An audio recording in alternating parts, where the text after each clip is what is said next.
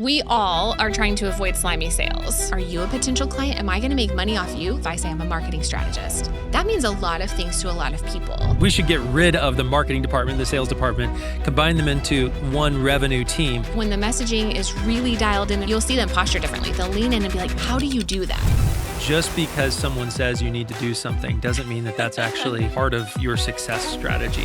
What is a success story that you've personally seen? I have a client, she was expecting people to say, I really need you, can we do business? So she was feeling really discouraged, she was really frustrated. What changed was, oh my gosh, suddenly she had so many conversations and distinguished herself as an expert in the field. What would you say is a common networking mistake that people make? The biggest thing is that they just... Danielle, can you train every salesperson out there, please? Welcome back to another episode of Good Business. I am so excited for this conversation with my friend Danielle Bornowski. Did I get that right? You got it. All right, I got it right. Danielle and I connected through a dear friend who was actually on this podcast last season, Cassie Shea. So Danielle, you and I, we met at a random, like a dinner that was put on by Cassie, and we're like, hey, we need to connect. And I'm so glad that we have. And so Danielle, would you mind introducing yourself, a little bit of who you are, your background, where you are, and I'd love to dive into our conversation today. Yeah. So I consider myself a marketing strategist. So when I first started graduated from college, I went into the nonprofit space. And after a few years, I was like, I don't know. I don't know if this is what I'm doing is right. And I was sitting in church one day and I looked over at my husband and I was like, I'm going to quit my job tomorrow. And he was like, okay. And I did. I put in my notice. Amazing. And that was probably 6 years ago pretty close to the day, really. Wow. And I started and had no idea what I was going to do. Here we are, just not working for someone else. And as I started networking and talking to people, they needed help with social media. And so I said yes, right? And I started doing that. And I hate social media. Really, really don't love it. I think we all hate it. Yes. No one can honestly say they love social media. Yes, it was not any fun. And but that's what people were asking for. Yeah. And that was how we built our business. And so one day my husband said, hey, you're not having a lot of fun with this, and this is your business, you're in charge. So what I realized was as people would come in to asking for social media, I would be like, what is this part about? How is this part of your plan? Is the messaging the same as your website? Do you have a lead gen? Do you have an email? All this stuff. So that I was giving them strategy. And that was the part that I loved. And the social was just what brought them in. And so when we had that conversation, I was like, So we changed course, stopped offering social media because it was soul sucking. I just hated it and really leaned into the strategy side of things. And what I found was that I loved helping people build their business really authentically. So how do you show up in your marketing, in your networking, in your sales in a way that feels comfortable to you and isn't slimy? Because we all have to sell to grow our business, and everybody wants to avoid being slimy. And so that's where I've landed, is helping people do that in a way that really feels like them. I love that. So what it sounds to me is you realized social media was soul-sucking because it wasn't actually generating anything. Right. Like it wasn't tying to an outcome outside of the client feeling like they were represented well, right? Yeah. What was the real reason why you were like, I don't want to do this anymore? And what propelled you into that that mindset of, I need to focus on revenue, I need to focus on marketing, I need to focus on business strategy? When people would come to me, they'd say, my granddaughter told me I need an Instagram. I'm like, well, do you? Do you need an Instagram? What are you trying to accomplish with it? And I think that was the biggest thing that was so frustrating for me, is that it was like, the world says you need social media. The world says you need to be doing video. But if it's not part of any sort of a plan, and if it doesn't feel comfortable to you, then you're not going to show up authentically as yourself. Yeah. And people see that. And they don't want to buy from someone who isn't themselves, right? Yeah. You can tell there's something going on there. The other thing that happens is it's not authentic. It doesn't feel comfortable to them. So they just don't show up and do it. And so they're just posting to post, like, oh, let's just post a picture of the dog today and, hope that, and then be frustrated that social isn't driving traffic and leads and all of that stuff. And so that was the thing that I was like, this is just dumb.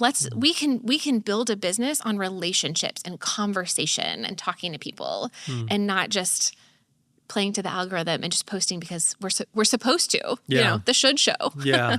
Oh my gosh. I could not agree more. I think that what you just said is what every business owner out there needs to hear. It's just because someone says you need to do something doesn't mean that that's actually part of your success strategy. So what have you found to be the most, successful channel for you in regard to the businesses that you're coaching and guiding and being that strategist for? Are they in a specific niche or are they a specific size? And how did you identify that size? I tend to work with female-led businesses. I live in a small rural area, and I find that I like to do business with people who are or I like to work with people who are doing business in the community in which they are. So where they live, where they work, where they play, where they pray. When you can bump into somebody at the grocery store or you go to church with someone or your kids are on the same soccer team, you show up differently than if you're just talking to somebody on LinkedIn in another place where the stakes aren't as high, right? Yeah. If I seem, if you say no, it's no big deal. But when I'm going to bump into you, it's a little bit more real and raw. And you don't want to be the person that's showing up always to these things trying to sell. But at the same time, there is a way to do business. And so that is where I found that I've landed kind of from a niche perspective is working with women who are just trying to do life, because it can't be perfect, Clay. Like, I'm not perfect. My dogs walk in my videos. I don't post consistently all of the time, depending on the season of life. And that's who I want to do business with, is the people who are doing life and doing business and want to make it work in a way that works for them. That's amazing. So what is kind of the first step that you walk folks through in that journey of, hey, someone said I need to have Instagram. You're like, well, why? So what is that first step that you walk them through to identify what they should be doing? Yeah. Usually, like anyone, we'll start talking about goals, where they're trying to go, and then we start to figure out where they are. So what is the bandwidth? What is the budget? What do they have the capacity for? And then kind of work backwards and build the strategy from there. Of course, being clear on your offer is super important. Being clear on your messaging is super important. And so we do some work along those lines. But then it's like, how do you show up in that way? Yeah. How do you own yourself in that space that you're in? And how do you talk about it? How do you confidently sell and talk about what it is that you're doing? Because nobody wants to sell. It's not any fun. But we all have to do it to make our businesses work. Yeah. And so we really sit a lot at the beginning in how to show up, how to be yourself, and how to talk about what you do. Mm-hmm. I love it. One of our clients that I love every call I get to jump on with them is well, I won't get into what they do because it'll identify them pretty quickly, but they had a pretty real problem with developing a strategy. They've got an amazing leadership team, an amazing group of folks who are just excellent at what they do. And the CEO came to me and was like, hey, Clay, I think I might have to fire my CMO. And I was like, okay, hold up. Before we do that, let's ask, what are the responsibilities that you have or that you have placed on this woman, and what is the area that she's dropping the ball in? And she was crushing it in all of these areas except for in strategy, because when she was hired, there was not an aggressive growth plan. And now there is, and she doesn't have that skill set. And so they brought us in to support that skill set. And so instead of firing her, we're now empowering her with that strategy, with that vision, with that clear path. Because one of the things that I'm sure you experience as well, that I see all the time, is we have all of this experience collectively from all of the clients we get to work with. But when you're dealing with someone on staff, they may have one prior business that they've worked in. Right. So they don't have the same holistic approach just because they don't have the experience. And so bringing in a third party voice is so critical to speak life into that strategy, to think outside the box, to approach it from the standpoint of, I want to begin with the end in mind, the Stephen Covey approach. And it sounds to me like that's the approach you take. So you mentioned earlier that messaging is a part of what you do. I'd love to kind of double click on that for a second. Walk me through what is so critical about that. So I know the answer, but I tell me what you got. What you got? Well, mainly for the audience, I'd love to hear from you, your perspective. So we all are trying to avoid slimy sales, right? Like that is the ultimate when people say, I hate selling. I don't want to be a used car salesman. What makes sales slimy is when you don't have permission. And so the messaging, when the messaging is really dialed in and really good, you're engaging somebody in a conversation. So instead of showing up being like, with that energy of like, are you a potential client? Are you a potential client? Am I going to make money off you? Like, that's kind of how, it's almost like we're forced to, especially as entrepreneurs. It's like, we have to be thinking about how we're going to make money. So when you show up in that way, you don't have permission. You're just like, are you going to do business? And so when the messaging, when you dial that in and the problem you solve, how you serve your clients, how life is better, the transformation on the other side, you speak to that. And like in networking events, you lean into that on kind of your elevator pitch, and people will invite you in. They'll lean in, like you'll see them posture differently. They'll lean in and be like, tell me more about that. Yeah. How do you do that? And that's the permission that you need. And then you go into it more, because we've all been in those networking situations or, where you say, what do you do? And somebody's like, well, we've got 20 years, our families own this business and we blah, blah, blah. And we've got these awards and we do all of these things. And all of that is incredibly valuable. And there's a time and place to share that. But that is not what I need to know when I'm sitting here, with all these other people in the room and say, what do you do? So when you understand that, and you know who your target audience is and you can speak to that, whether the person you're talking to is your target audience or not, you articulate it in a way that they'll either become your advocates or your champions, or they'll become a client or say, you need to talk to so-and-so, or, whatever the case is. And so the messaging is that is the foundational piece. Nothing else works if you don't know what your messaging is and how it works. I love that. So one thing that you said that just like is so essential for businesses is you tied the messaging to sales. And most people, they put messaging in the category of marketing. I personally see marketing as sales, or marketing and sales as not two separate silos, but actually one department. They're the revenue department. I think we should get rid of, personally, this is my perspective, we should get rid of the marketing department, the sales department, combine them into one revenue team, because if you have a message that is going out on the marketing front and people are seeing it in an ad or on social media, on Instagram, and then sales is saying something else, it's going to fall flat. So I love that you led with the fact that the message that the salesperson has to have in their back pocket is critical.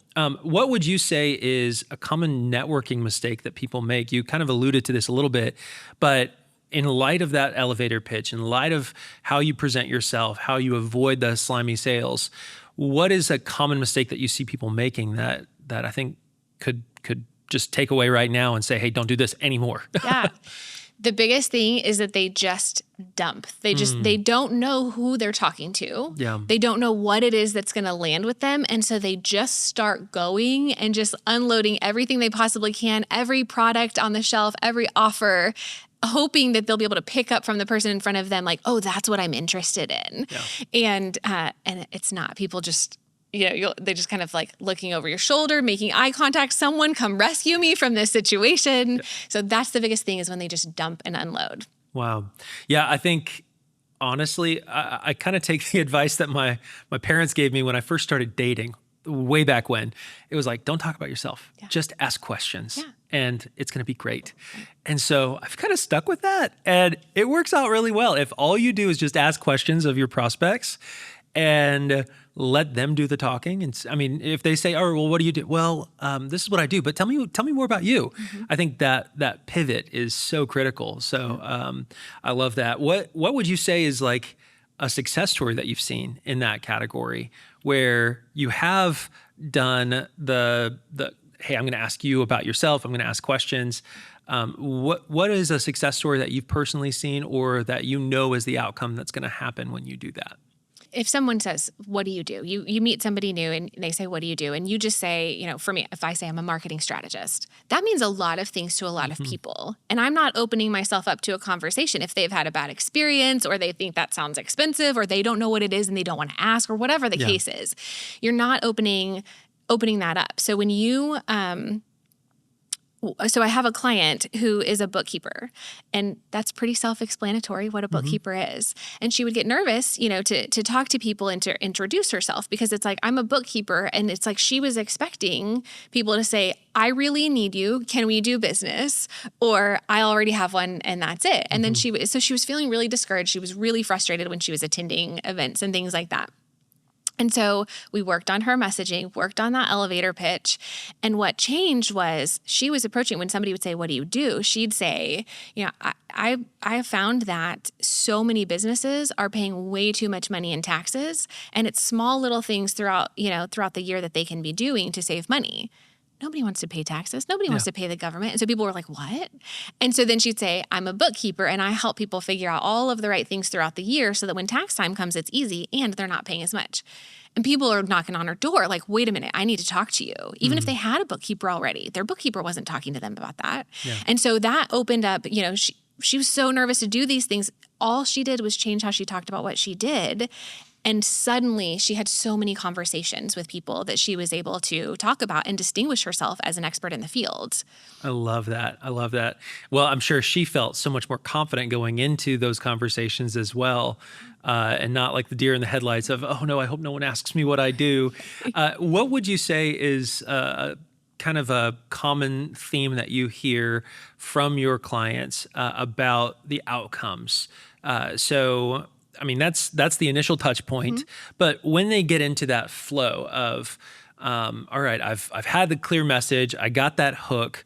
Now, how do I reel them in? What is the common theme that you're hearing from your clients on your coaching and your ability to guide them to success there? Yeah, it just becomes easier because it's a conversation. So when you think you're going into a sales conversation, you show up differently. I've got clients who, if we practice an elevator pitch, you see that they shuffle in their seats a little bit. They sit a little different. Their voice inflection changes. Yeah. They're not them authentically, right? They're putting on the marketing or sales hat. And so when you approach it in this way, it's so much more conversational. It's so much more relational. And so instead of building this transaction of this potential sale, they're building a relationship with the client. And so then everything after that is just easy. It flows. We've developed a relationship. It sounds like we're a good fit to do business together. Here's what it costs. Here's when it starts.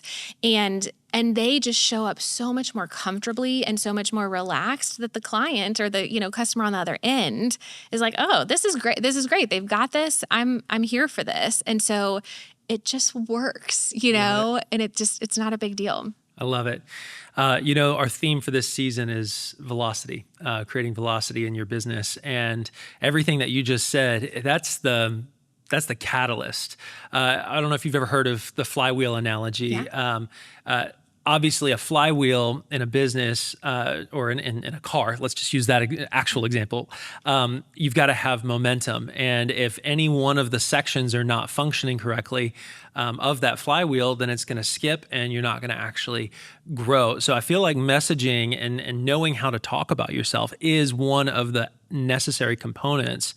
What would you say in your experience is the step that comes right after that? Right after messaging, what do they need to be doing after they have that clear message? Because honestly, if you're simply, what I'm hearing you say is if you're simply saying, hey, here's the problem that I solve for you, not here's what I do, and you're becoming more relational, less transactional, you've got a foot in the door.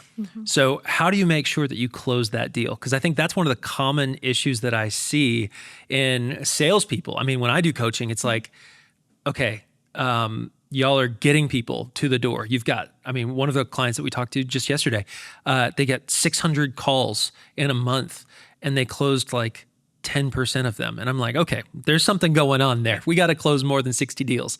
So what do you think, in your experience, is that next part of the flywheel? Often what I'm finding is that people aren't even asking. It's like we built this relationship, sounds like a good fit, everybody's excited. We are bombarded with I don't know what the latest number is, probably 60,000 messages a day, right? Emails, messages, social, all the things. We need people to be really clear and really direct. Can we do business together? Do you want to do this? Yeah. I can help you with that. Here's how. So that's actually, it's so simple. That's what I'm seeing a lot of, is that people are not actually asking, hey, do you want to work together? Like, I can help you do this. Here's what it looks like, and here's what it costs. So that's a common thing that I'm seeing, right? That's really an issue. From there, it's just a matter of building. You don't talk about your process. You don't talk about what your framework is called. I think people get nervous, and they get stuck in the weeds like that. But it's very directly, I can help you with that. Yeah. Here's what it looks like. When do you want to start? Yeah. My coach always says, always be scheduled, right? Like, if you don't end a conversation without knowing when you're going to talk to them again, whether it's for a sales conversation or a kickoff or whatever the case is, always be scheduled. I love always that. Know. So good. So good. So what I think is so critical for anyone that's thinking about messaging and even just establishing sales scripts, it's so important to have a good process to go through. And what I've outlined in my book that's coming out in the fall is 3 different sections of your business. First, you got to have the right humans in place. That's the heart of your business. So making sure that your core function, whether you're a solopreneur just getting started or you're a 200-person organization, you've got to have right people, right seats, and you've got to know what your responsibilities are. That's when the heading comes in, and that's where you come in. When it comes to your messaging and when it comes to having the right standard operating procedures of when this person engages, and let's just say they get that scheduled follow-up, you don't want to just continue to schedule, and you know that. You don't want to continue to schedule, so you want to be leading to the outcome that they said that they wanted to begin with.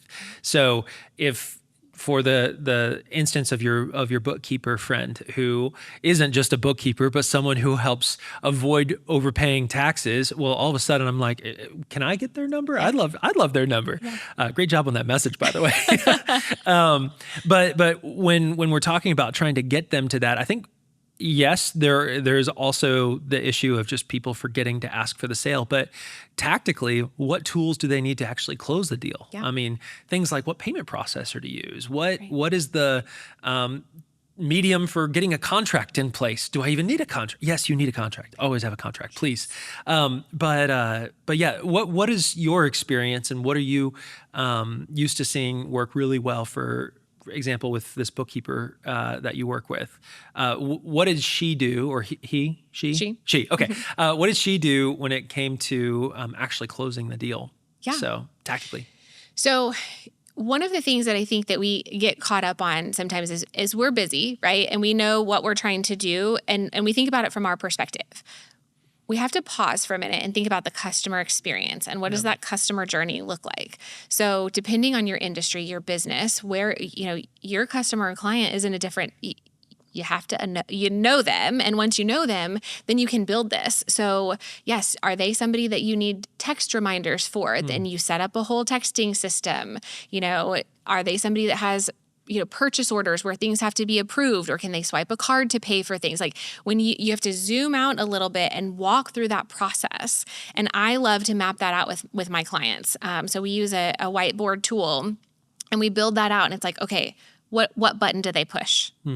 What is that button saying? Where does that take them next? How do they know what the next thing is? So that tactically is what we do is, we figure that out, we map that out so that we can plug all of the things in. And so then I can make a recommendation, like, here's the tool that you can use. Here's, I've got a whole Rolodex of partners and tools. I've tried all the things, I have to try them to be able to recommend them to clients. And so once we map that whole process out, we find gaps, which is really important. And those are the places where people get stuck. If you're like, nobody ever pays their deposit. They said yes, but they're not paying the deposit.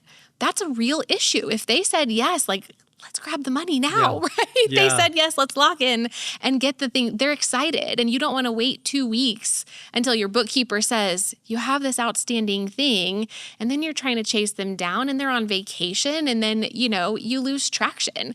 We are trying to get this velocity, this forward thing. So all of the ways that we can reduce the friction and the delays and the slowdowns, that's what's so, so important. And so you have to step back, think about everything from your customer's point of view, and then we plug all of the right tools in to make that as automated as possible while keeping the human side of things. So the messaging is what brings in the human side into the automation. So there's so much talk about AI and we could have a whole season. That's a whole season on that. Right there. But that's how you keep that, the messaging brings the human side into the automation and keeps people just moving through your pipeline. Because to the flywheel example, you want people at all stages of your pipeline all the time. Yeah. I think that's a mistake we make is, we kind of do this feast or famine. So we're doing lots of outreach or lots of sales.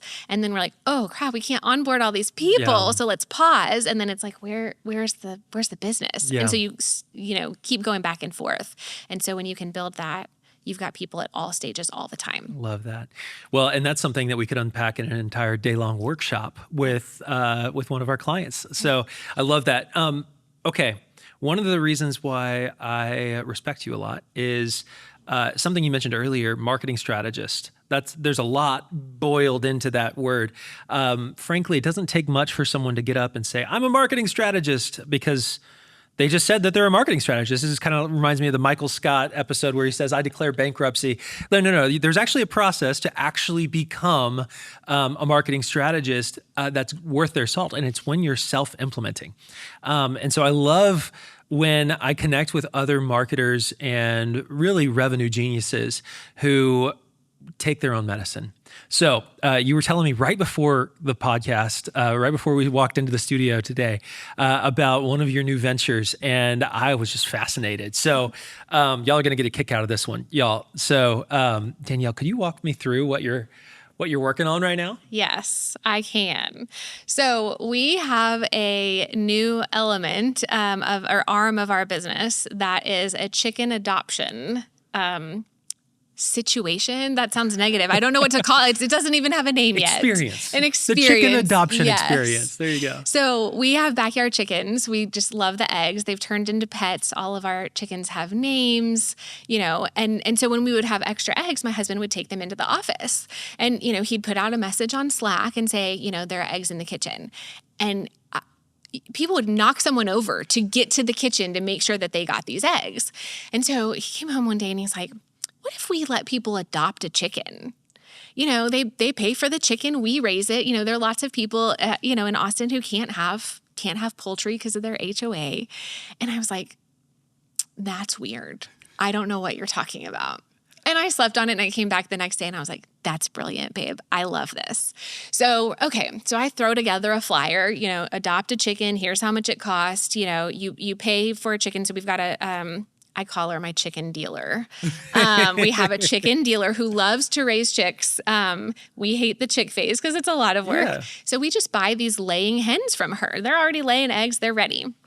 So there's a fee to, go to the chicken dealer. And then we charge a monthly subscription to pay for feed, to take care of these chickens. So I throw together a flyer, Clay, throw it together, text it to a few people. I'm like, would anybody interested in this?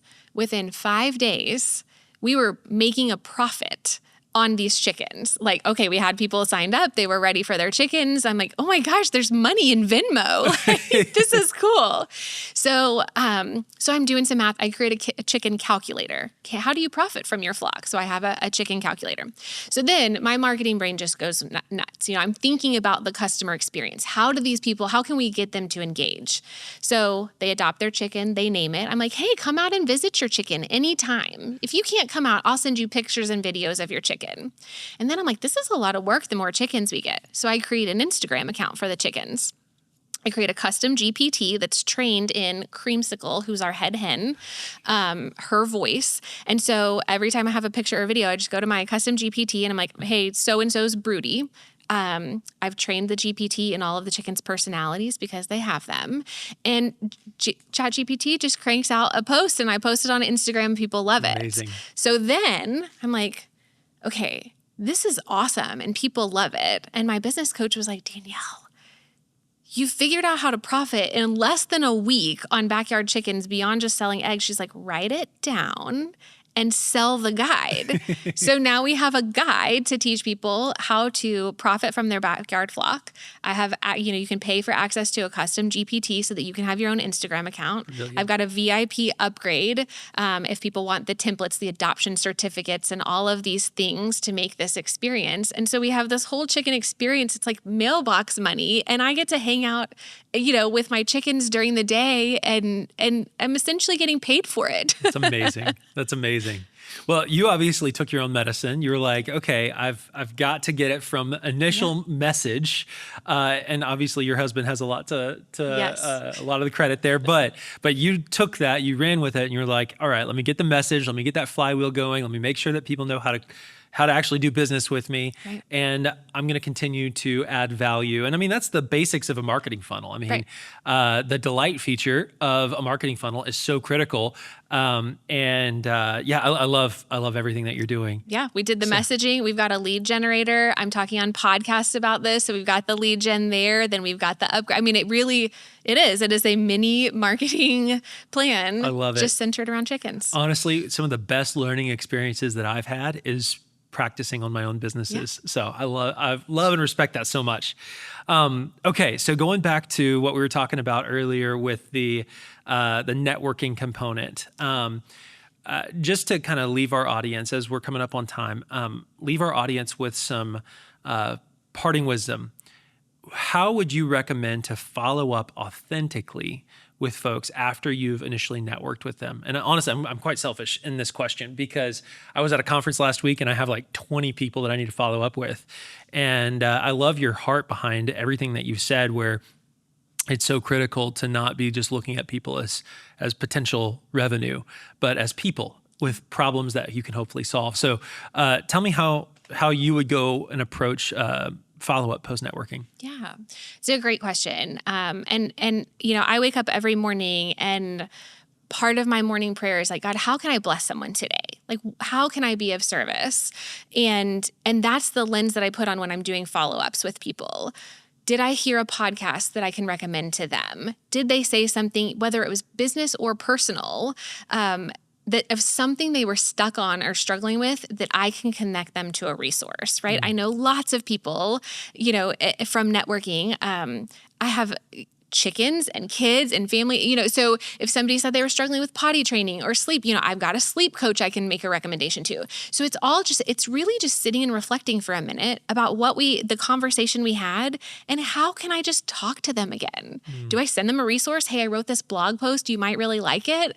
Can I introduce them to somebody who's got a free webinar? It's really just sitting. It takes a little time. We're busy, but the reward is totally there. If I just sit down and think about, either I'll listen to a podcast or read a book and pause for a minute and say, who needs this? And then I reach out. So sometimes it's not even somebody from an immediate networking that I'm following up with. Sometimes it's somebody from 6 months ago. And I say, I thought about you when I read this book. And you know how many times or how often people are like, you know what? I've been thinking about you. Can we have a conversation? I think I'm ready. So I'm not showing up saying, hey, do you want to buy from me? I'm showing up saying, I thought of you. And this is a really great resource. So and that is, again, it's the ease and the flow. I'm not trying too hard. I'm just showing up with a heart of service and saying, I care about you. I want you to be successful in whatever way that is. And so when you show up with that attitude, it doesn't even matter what the actual follow-up was. It's just, hey, I see you and you're really important to me.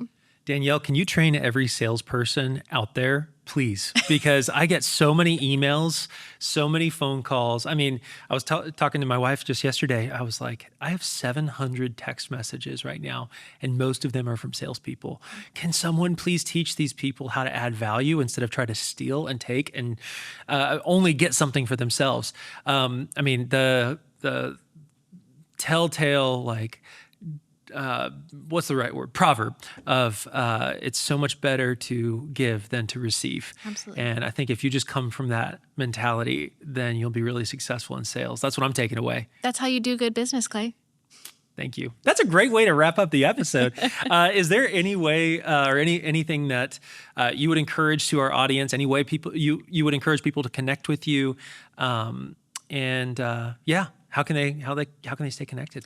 My favorite place to hang out is on LinkedIn. Yep. So you can find me on LinkedIn, and you can follow The Most Awesome Chickens on Instagram. I'm going to plug it. It's nest_and_nonsense. And Creamsicle will leave you laughing. I am so pumped for that. Well, thank you everybody for tuning in. Definitely go check out that Instagram. Definitely follow Danielle on LinkedIn. And if you enjoyed this episode, please smash that like button. I think I'm supposed to say that, or is that like 2020s? I don't think I'm supposed to say smash that like button anymore. But subscribe now if you're on YouTube or on Spotify or Apple Podcast. If you do enjoy this content, please consider sharing it with a friend or someone who you believe would be impacted by it. Just like what Danielle was just saying.